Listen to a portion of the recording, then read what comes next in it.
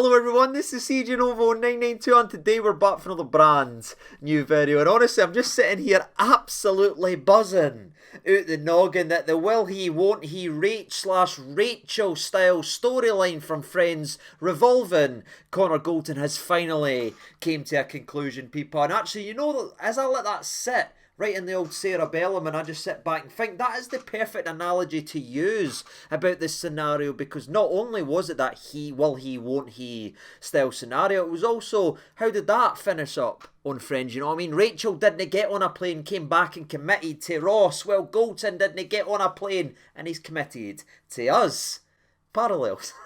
I've no idea why he's watched this channel, honest to God, man, I'm getting worse. I'm actually getting worse. But all joking and all that aside, the sense of relief that I feel right now, right to the old fingertips, is absolutely sensational, because I don't know how you spend your free time, but I sit here and I stand here with this one, I go about looking like Michael Schofield, having names, numbers, statistics all over the place, trying to figure out what we would be doing with that backline going into the next season. But thankfully that's all being erased. I can throw it into the canal, people, because what we have found out today is that Mr. 60 games a season has committed to the football club. That's right, I wanted it, I waited for it, I hoped for it, and I never gave up. But with every fibre of everyone's being, they kept saying he was away, but the big dog has committed to Rangers, and that's a great thing in itself, because this is a laddie who I know splits the fans base right down the middle. Honestly, I've never seen such a polarising player ever at Rangers, because there is people that genuinely cannot stand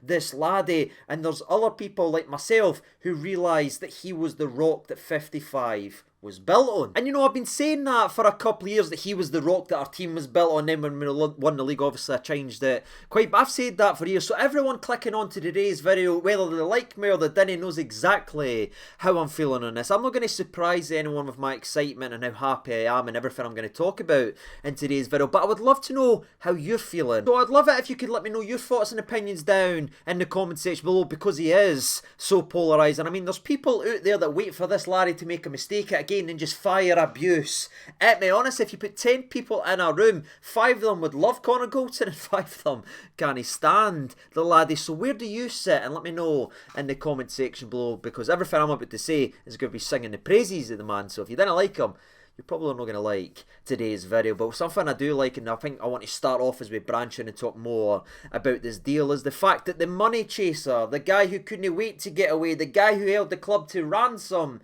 hasn't he went down south for the moolah? No, he has rejected more moolah from down south to stay at this football club. And I know there's been a lot of clickbait pish, and if you follow this channel over the season, I've tried to rubbish it during the previews and everything like that. We've rubbished that Connor Goldson's rejected numerous deals for the club. It's never happened. He never once rejected a contract offer. He wasn't holding the club to ransom either, wanting this or he was walking. No, he just wanted time, and the club wanted time at the end of the season to figure things out if they wanted to do it. And he just waited and waited to the end of the season, and both parties came together and they hashed out a deal, and that's despite more moolah getting offered from what's been confirmed to be championship clubs and a Premier League team, which I imagine might just be Nottingham Forest, not only because of the rumours of the last couple of days, but if you look at their back line, they're not shy to take a punt from Scottish football to bring a centre-half in. So it might have been that, but you know, whether it was or it wasn't, the moolah would have been exceptionally higher than what he's currently earning at this football club. So the fact he said nah to that and committed to us is a massive thing for me, and it shows you this big contract, and his last big contract was a footballing decision, maybe a decision with the heart rather than just chasing the money that so many people over the last couple of weeks / months has been crucifying this laddie and calling him for this and that. But moving away from the money and the finances and all that stuff, I want to put that to one side. I want to talk about the actual football player, because what we have done going into next season is assured that we have got someone who's robust and who can play every 3 days and play up to 60 games in a frickin' season. What we have done with this contract extension, and again, if you watched yesterday's video, which I do implore you to actually go back and go ahead and check out, by the way, I'm not sitting here just cheerleading every single contract extension. I've got a lot of questions. I've got a lot of worries about the Scotty Arfield extension and a potential McGregor extension, everything like that, right? But this one for me is an absolute no-brainer in my opinion, because he is stability in that back line. You think about when he came to the football club, what did we have back there, the likes of the Russell Martins, the Bruno Alves, who again was a good player, but he was at the end.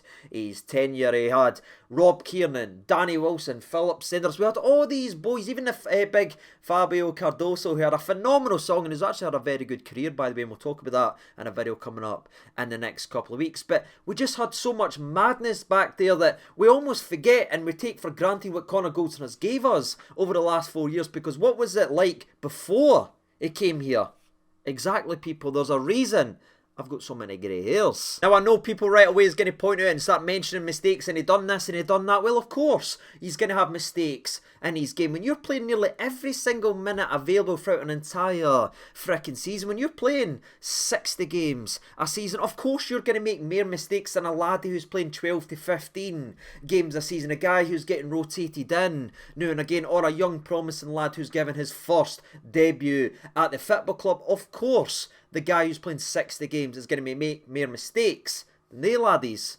That's just facts. And I just feel like, especially with Connor Goldson, people are just way too harsh, and they ignore facts and they ignore almost common sense at certain times, and they just want to lambast them. Because you think of it, not even just from a defensive point of view, how many goals or how many chances have we spoke about over the last couple of years? Maybe it doesn't even result in a goal or that, but it's a chance with a Connor Goldson long ball to someone, we get it out wide, we get it in the box, and we try to make things happen. He is such a focal point of our attack and going forward that if you take him out the team, I was even worried about that, people, because we can see it from the left centre-back spot. Unless it's Calvin Bassey just doing his magnificent hangs that only he can do, we've not had that same production from there, and we've gave a lot of people opportunities. We gave Katic opportunities, we gave Hollander opportunities, we gave Balogun opportunities, and no one was able to bring what Connor Goldson can bring from right centre half. And the more we get to see what Giovanni wants to do with his squad, the more we see the three at the back that kind of shift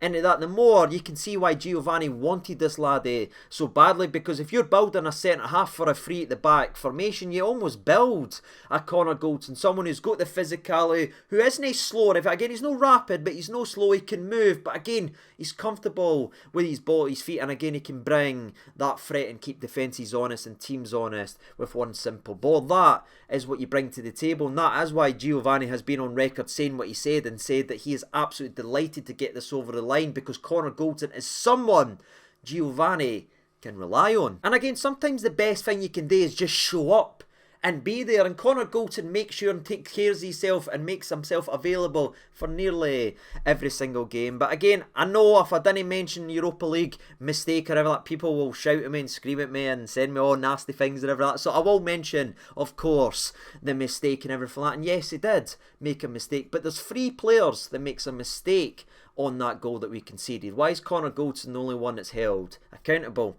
See, I mean, I think it's a wee bit of bias because people love to stick the knife in. Yes, it was a howler, but I didn't forget what happened in the rest of the game. I didn't forget how we took the lead in the game from someone else making a defensive mistake. And I don't forget how we got to that, and a lot of that was built on the performances from the likes of Connor Goldson, not only in just in the group stage or anything for that, but he was up against Nkunku, who again is one of Europe's most informed players, who's meant to be joining PSG for what, 60-70 million this summer. Connor Goldson kept him quiet pretty much the entire frickin' time. Now, I know Nkunku got a goal, but when you're worth 60-70 million, you're going to get one. If you go back and you study that performance and you look at it, the job Connor Goldson done there was exceptional, and he played such an important part to get us to that final. So to sit back and have so much hatred and so much abuse to a laddie because son in one moment of the game went wrong and forget everything that got us there, for me, isn't the way. So I've got much pride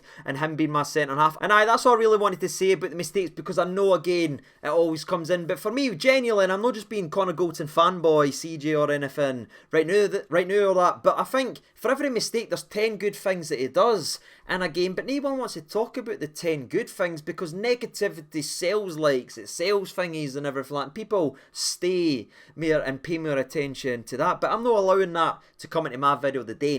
Nah. What we have done is confirmed that we have got a centre back who again is robust, who can play 60 games, who eases the load in that back line, and again who fits the system not only that got us to a league title and everything like that. But under our new manager, G wanted this guy in our team, and we're giving him the benefit of the doubt because what he was able to do, take us to a European final. Again, the league form wasn't great or anything like that. We've got to improve on that next year, but we're giving him time, and Gio wanted Goldson. He's got him now, and again, that reliability that I've probably said too many times in today's video, but I'm not doing it justice. The last thing I'll say on it, right, he has played 223 games in 4 years. That's an absolute joke. John Souttar, who everyone's singing, and I can't wait to see play in a Rangers shirt.